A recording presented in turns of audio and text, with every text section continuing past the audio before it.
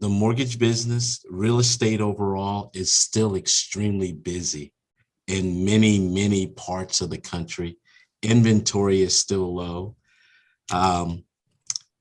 Interest rates are at still a historically low average. And that's exciting news for first-time home buyers and even many buyers who want to refinance. Welcome to the Jennifer J. Hammond Podcast. Jennifer is a licensed realtor, educator, speaker, and best-selling author. Jennifer's goal is to help you find your yay in every day. So Scott Shelton, he is, I'm going to let you share a little bit about your story later. I want to jump right into it because you are a mortgage expert. You've been doing this for many years. How many years? I should ask that. 29 now. 29. I'm at 24 years in real estate. Real estate as a licensed real estate agent, but also as a real estate investor. And, I love helping people and teaching people. So it's one of the reasons that I've always been so passionate about, SiriusXM I taught for well over 10 years. And now I want to always make sure that we're helping Facebook, Instagram, all the different places get the information out there so that people can make good decisions in real estate. And mortgages is one of the hottest topics out there. And so I wanted to start, this is going to be dated. I usually try to do as many evergreen things as possible, but I think one thing that's really interesting right now is what is happening with mortgages in the year 2021. What do we want to say? The second year of this health pandemic. And we've had so much craziness with the mortgage moratorium, and interest rates have been historically low, and it's kind of been this incredible market. But I'm curious from your viewpoint, what are you seeing happening right now in year 2021? We're in August 2021. What's happening from the mortgage side for you guys? Well, Jennifer, it's always a pleasure to be with you. We've known each other for so many years, so thank you again for allowing me to be a part of your team. We're more than halfway through 2021, and it's already been an exciting year. I can honestly say that the mortgage business, real estate overall, is still extremely busy in many parts of the country. Inventory is still low. Interest rates are at still a historically low average. And that's exciting news for first-time home buyers and even many buyers who want to refinance. We are starting to see more and more investors enter the market. So I'm really excited about where we are and where we're going. We're going to have a very busy end of the summer and a very busy fall 2021. Oh, I agree. I think it's going to be, and you and I are both in the Washington, D.C. area, which of course we affectionately call the DMV, Washington, D.C., which is not the driver's license plate. People, if you're listening from wherever you are in the country, or anywhere in the world, the DMV is Washington, D.C., Maryland, and Virginia. And our market is such an interesting market for so many reasons. But I'm curious, I want to dig into a few other things that, again, I know will make this dated, but I want to ask a little bit about your viewpoint on, the mortgage moratorium. First of all, for those who are not paying their mortgages, what are you seeing as far as many people, we were talking about this last week, foreclosures and short sales? Do you predict that you're going to see a lot of those, or has this really prevented that from happening? It is a mixed bag. I think that's the best way to communicate it. It is a mixed bag. There are quite a few folks still suffering on being able to pay their mortgages. It is difficult to pay. At the same time, delinquencies have not been astoundingly going through the roof. Jennifer, there is some talk that we're going to have some possible or potential foreclosures hit the market. When? We don't know. But there is a lot of talk that there are some foreclosures due to COVID-19 in 2020 and throughout 2021. that there is a room full of foreclosures, if I can phrase it that way, that could potentially be released and hit the market, which could open up the door for a lot of first-time home buyers and potential investor buyers. This moratorium, in all fairness, we never want to see people lose their homes. No, never. We work so hard to create a culture, a mortgage culture, a real estate culture, where everyone can have the dream of home ownership. Yeah. And due to this pandemic and due to employment issues, and it just has unfortunately devastated families, jobs, but I do have some hope. And I think we're going to have a rebound. So we're going in the right direction. So we're going to keep hope positive on this front. I like that. I know that I'm famous for my yays, and Yes, I just are. always Yes, you are. Yay! So I love keeping hope alive, but it is really interesting the impacts that this market, not only the people who had the mortgage moratorium, but also I'm curious on the investor front, your viewpoint on, now we're looking at well, and of course there's the federal, but then there's, I want to say statewide, but in DC, we're not a state. So barring that little bit of confusion. So what about the investors who their tenants haven't had to pay rent? What is your prediction? Do you guys, I don't know if you're following any statistics on that or any idea on what's going to happen with all of those properties? Do you think that they're going to end up in foreclosure, or do you have any metrics to be gauging that? The short answer would be yes. We do believe they're going to fall into foreclosure. Okay. We do not specifically follow the metrics and statistics on those particular items, but investors purchase properties. They purchase these properties with the hope of appreciation and with the hope that someone else can move into that property and help them pay off that property so that they can have a long-term investment. And now with folks not paying the mortgages or paying their monthly rents on these mortgages to the investors, that puts the investor in a very compromised position. I think we have a lot of savvy investors out there who want to keep their credit in great standing. So they'll do what they need to do to keep that property afloat. But it really creates a very big challenge for them financially and economically each and every month. 3 months, 6 months, okay. But when we start to go 8, 12, 14 months plus, that's a whole different ballgame. Yeah. It's interesting because I see it from so many different angles, and it makes me think of that, the idea that we are all connected. If your neighbor is having a hard time, guess what?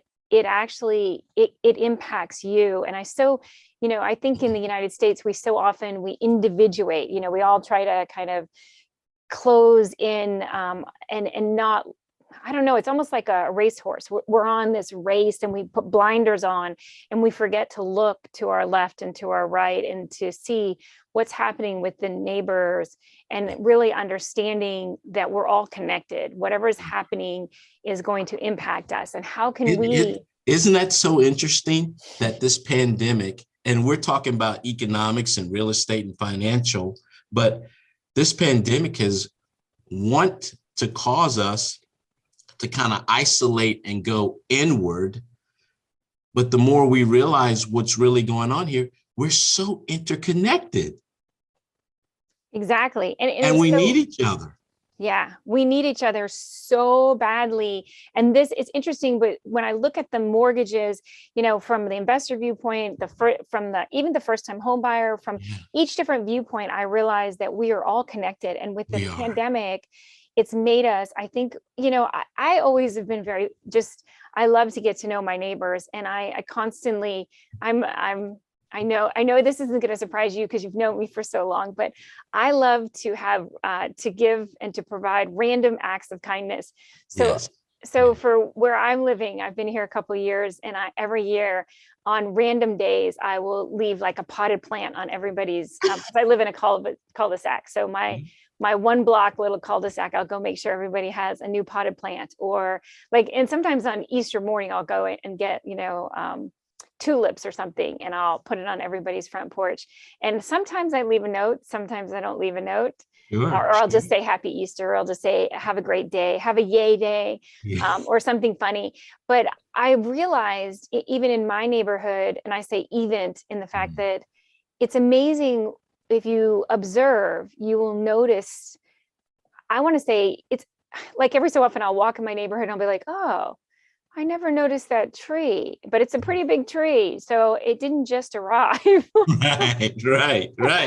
And it's the same thing with your neighbors. Oh, did I notice that house is actually vacant now?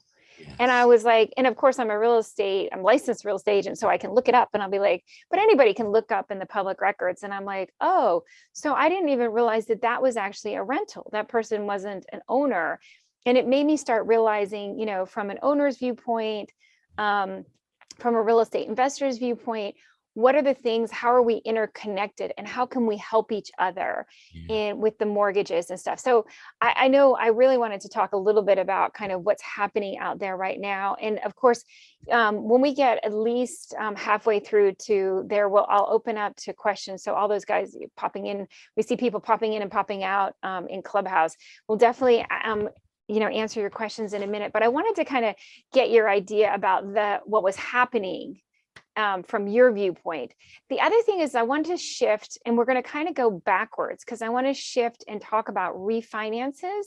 And then I want to shift and then talk about first-time home buyers and all that. There's so many programs out there that people don't realize are out there. I'm amazed, as you know, I love to do volunteer work for veterans, and veterans, it's amazing to me how many veterans don't know there's a 0 down payment mortgage for them with a USDA loan. And they think, oh, I have to be a farmer, I can't be, and it's so the misconceptions out there for first-time home buyers and the mortgages that are out there, I want to talk about that. But before we go there, and before we go to questions, let's talk about refinance. This is like the question over and over I get. And as you know, I get flooded with hundreds and hundreds of emails about, is it a really good time to refinance? And I'm like, oh my gosh, because I hate answering the question, well, it depends. And yet, as you know, it's like a fingerprint. It depends on what their mortgage is, what the situation is, and all of that kind of stuff. So how do you answer that question? When is it a good time to refinance? What are the indicators that someone should be looking for? Jennifer, that's a really good question for me. 29 years in the mortgage business, I generally respond, it's always a good time to refinance. However, let's look at the numbers to make sure that it makes sense. It has to make financial sense. But it's always a good time to refinance if the opportunity makes good financial sense. So if we can save X amount of dollars per month, where we don't eat into the equity of your home, interest rates at an all-time low. If you years ago initiated your mortgage with an ARM, an adjustable rate mortgage, and now because 30-year fixed rates are so low and you want to refinance to a fixed rate, now is a great time to do so. We have more people at home, working at home. We have more people due to that because of the pandemic.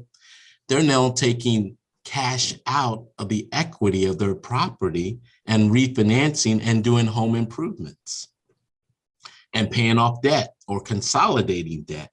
So yes, refinancing is always a great opportunity, but you need to make sure that you're speaking with a professional and experienced lender that can provide you with the answers you need to make an informed decision?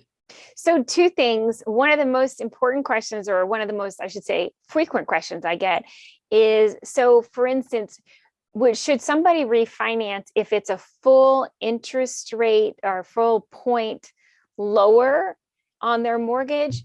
Usually. Yeah. General rule of thumb, yeah. But I always put in the caveat, what's the balance on that property? Yeah. Because if the balance is lower, let's say 70,000, the impact is not as substantial as a balance that's 400,000. Yeah.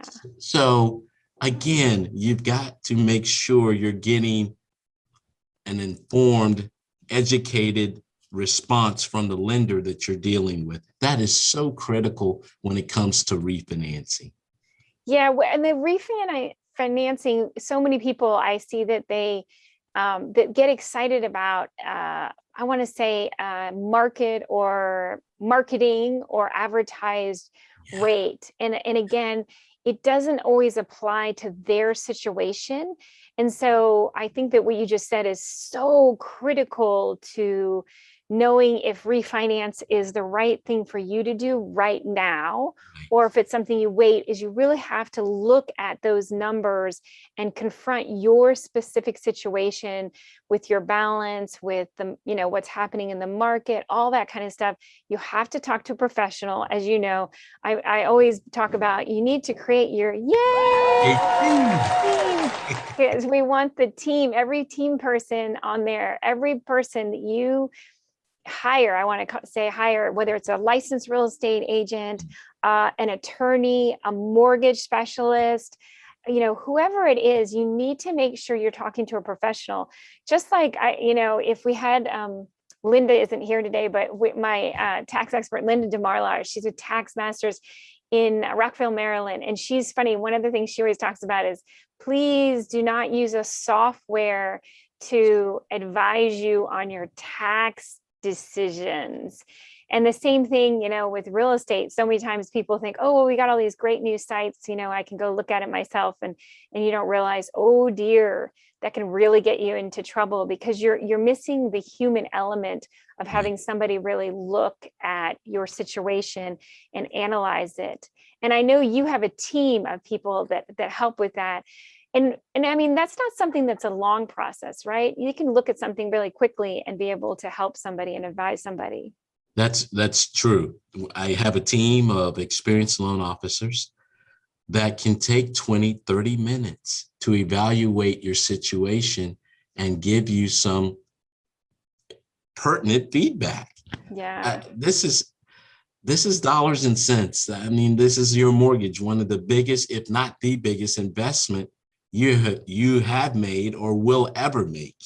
So it's critical that you speak with someone who has the experience, that can take the time, review your current mortgage statement, review your current interest rate, what your current balance is, what your equity position is, what the current rates are, and do that comparison to say, this is how long it's going to take you. If you refinance your mortgage, you're going to be able to recoup your money in 12 months, or you're going to be able to break even in 14 months, or you're going to break even in 6 years. No, yeah, that's not the answer.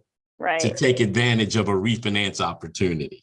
Yeah. And I hear that. I mean, from not only my friends, family, clients, they'll say, oh, I just got this in the mail and it says that I can get my mortgage down to, and I won't even say some of the interest rates. And I'm like, okay, yes. That's a marketing piece. That's not necessarily truth for you. I know it has your name on it, and it does feel like that would be the honest truth. But so I guess the other thing is when people are looking at refinancing, I think that it's something where, again, you need to have truth. Yes. About what numbers are going to matter. And one of the biggest factors is the closing costs on the refinance. Will you speak to that a little bit? Sure. Today, with a lot of our systems, depending upon which program you're looking at refinancing into, we can do appraisal property waivers, depending upon the equity in your property. So Appraisals generally cost several $100s, anywhere from $350 to $500 on an appraisal. That's part of your closing costs. You have attorney's fees, you have recordation taxes. These fees, these costs, these charges on a refinance are less than what it costs to do a purchase when you initially purchased your home.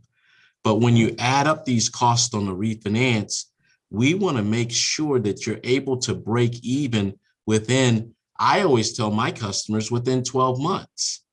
So if your current rate versus the new rate and you add in the closing cost, if that difference doesn't allow you to break even within 12 to 14, 15 months, then maybe this is not the right time to take advantage of a refinance opportunity.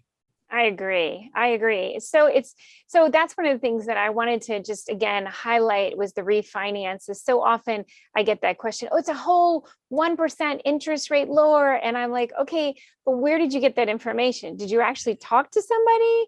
Or did you, and if you talk to somebody, did they actually look at your current mortgage? Or was it just just like a marketing piece you might get in the mail? Getting the true information to make good decisions in real estate has to do with actually getting the real information, so to speak. And so often people overlook that because again, I feel like we are like these horses with blinders on, and we're on a horse race and we're not paying attention to the fact that we need to actually look at the details and make sure that whatever we're looking at is the right thing for us, whatever it is, if you're looking at a refinance. So one other thing about refinance, and then I want to switch topics to first-time home buyers and veterans and such. And then if we have time, I want to switch over to investors and investor loans. And for those who are out there, but again, in this amazing, interesting world, a very interesting, I'm just going to say interesting. That's the best word I can come up with. This very interesting year, 2021. Yes. But listen, one more thing about refinance. Of course, there's so often people ask about PMI, private mortgage insurance, and refinancing so they can get rid of private mortgage insurance. Will you talk a little bit about that and what is private mortgage insurance, what it takes to get rid of it, and what are some of the restrictions of not being able to get rid of PMI? Oh yeah, there's a lot of different ways to describe PMI. Private mortgage insurance is placed on a mortgage. A conventional loan is placed on a conventional loan when your down payment is less than 20%. However, we have some really great mortgage insurance companies today. In today's world, I've seen the evolution process over these last 29 years. That you can make a down payment at 5%, not the required 20%, because you don't have to make a 20% down payment anymore to have a mortgage, as long as your credit is in good standing and you have the ability to repay. That's the focus phrase, ability to repay. But at 5% down, we can structure a loan with no mortgage insurance. Wow. So 10% down. So 10% down, we can structure a loan with no mortgage insurance. No longer do you have to make 20% down or 20% down payment to have no mortgage insurance. Mortgage insurance is simply default insurance. Should you default on this loan, there's a third party that will ensure the mortgage lender that they don't lose their shirt on that loan. That's the simple language, the best way I would communicate it in layman's terms. So the mortgage insurance companies that we deal with today do a fantastic job analyzing risk, no matter what the down payment is. So if someone came to me today, hey, I did take out a mortgage, it has mortgage insurance. Again, you've got to be talking to a mortgage specialist who is experienced and understands how to look at your situation. How long have you had the property? What's the current market value of the property? What's the current balance on your property? And determine that equity spread to see what your loan to value is, which we as an acronym call an LTV. So once we determine some of these things, we then can make a decision or help you make a decision as the borrower on whether mortgage insurance can be dropped at this specific time, or do you want to make a cash investment into your mortgage to eliminate PMI, private mortgage insurance. So again, a discussion with someone who's experienced is so critical and so necessary. And it's so interesting because, again, these are financial decisions that will impact you for years to come. Yes. And that's part of the reason that, I want to have these conversations, because so often I'm just absolutely amazed by, and I want to say it, by people that I really look up to. And then I realize, oh my gosh, they really don't understand refinance, and they really don't understand how to make that decision so that it's a good decision that helps them for years to come. And, again, I'm in this field. I've been in here for, many years now. And so for me, it's second nature. And I think it's that way for whatever you do. If you're a dentist or a doctor or, a construction worker, you think about the ins and outs as no big deal. And that's one of the reasons that I want to always continue having conversations about some of the basics. And I want to call them the basics of real estate investing. And one of the biggest barriers I have found, and in my life, as well as clients, friends, family, whatnot, is the idea that I already know all about it. You don't have to tell me anything. And I've caught myself where I'm like, oh, no, I know all about that. And then I'm like, wait a minute, I didn't know that. And so it's part of the reason that I know sometimes it seems so big.